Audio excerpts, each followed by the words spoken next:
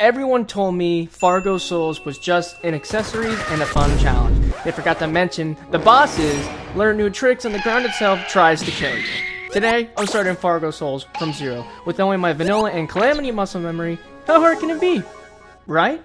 So here's a quick overview if you've never heard of Fargo Souls. Basically, it's a content mod built around enchantment and soul accessories, which stack a ton of set bonuses into single items. You know, you'll craft enchantments from armor sets and later fuse them into forces, and way later, like OP things like the Soul of Terraria and the Soul of Eternity, like literal endgame super accessories.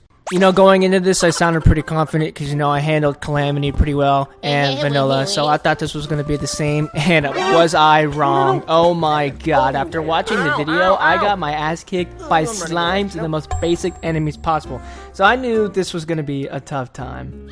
So obviously I started to move and I wanted to try to get some defense first and some life crystals, so that was my main goal at the beginning, but obviously it was having a rough time because I was just trying to figure out how to play the game and to make sure everything was still kind of roughly around the same as vanilla Terraria. It's actually insane that the enemies have 100 health starting out, dude. This is like impossible for me. You know, I started freaking out after everything. But I'm enjoying this mod so much, and playing through it is just so fun because it just brings, like I said, a new change to it, and it's just so fun and immersive, and that's what I really like when these creators of these big mods just go all out. It's amazing. Now, it's been a minute since I've actually played Terraria, so I still have problems like with controlling the interface, and sometimes I'll just press the wrong buttons at the wrong time.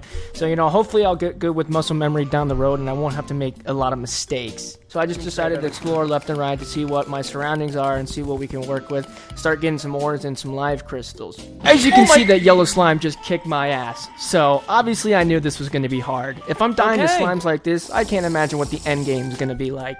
Basic enemies having attack patterns?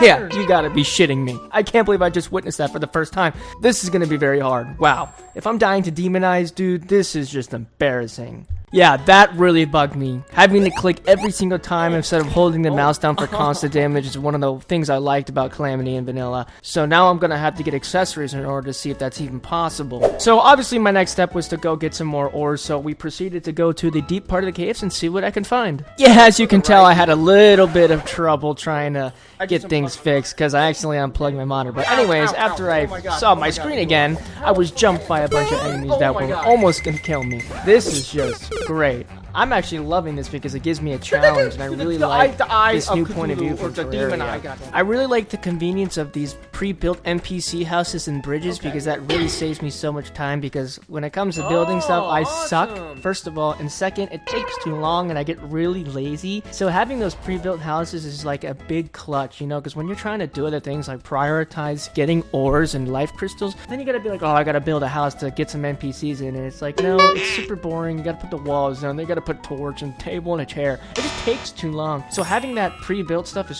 so convenient. What I'm also realizing is that the biomes are just extremely difficult. I mean, the freaking Crimson is just unreal, and the jungle, oh my god, do not get me started on the jungle. The water literally poisons you. So the minute you touch water, you're already taking damage. So that's a double debuff because the enemies already do ridiculous amounts of damage. You're in the water taking damage, so it's just like a triple whammy. It just actually sucks. Plus, I hate jungle bats. This is where I made the biggest mistake possible. I bought something from the squirrel and I didn't realize what it was. I didn't make the mistake of reading the description, and I just made one of the biggest mistakes I think I made in the start of this run. Yeah, as you can see, I got my ass handed to me by that squirrel. So apparently that was a boss spawner, and I had no idea. Oh my god, I did not know that was a boss. Oh! Oh! Oh my... I can't get up. Ow, ow, ow. Dude, I had no idea that was a boss. Someone squirrel. I didn't read. I don't have a bow. I gotta die to it. So, yeah. Thanks, Fargo.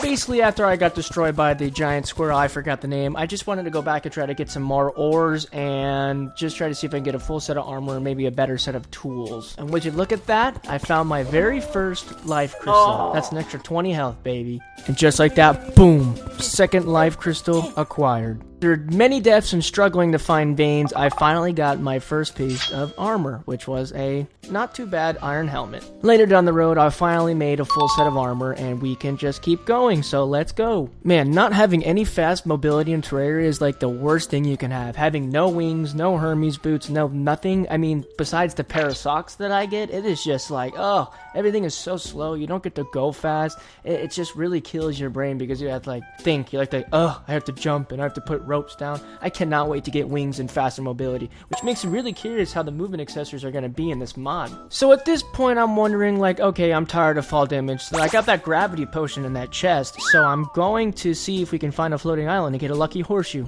And obviously I have a tough time trying to find my way around the map because I honestly don't know the spawn threshold on where the floating islands come in. So I just kept looking and looking, and I got lucky and found one, and what do you expect in the first chest? That's right, I got a lucky horseshoe. With that out of the way, it's back to mining in the cave, so let's go. Having to use ropes in caves actually sucks, so I think in the next part I'll actually try to go for a grappling hook because this is really starting to piss me off. You may not see it on my face, but I started to get really annoyed. Yeah, that freaking face monster You gotta be kidding me. Entire day Oh my just God. to get me, so yeah, thank you for that. I hope you enjoyed my face. Yeah, the underground snow biome also sucks too. It's just really crappy. You know, the water, you move slow, your sword swings slower in the water, like what?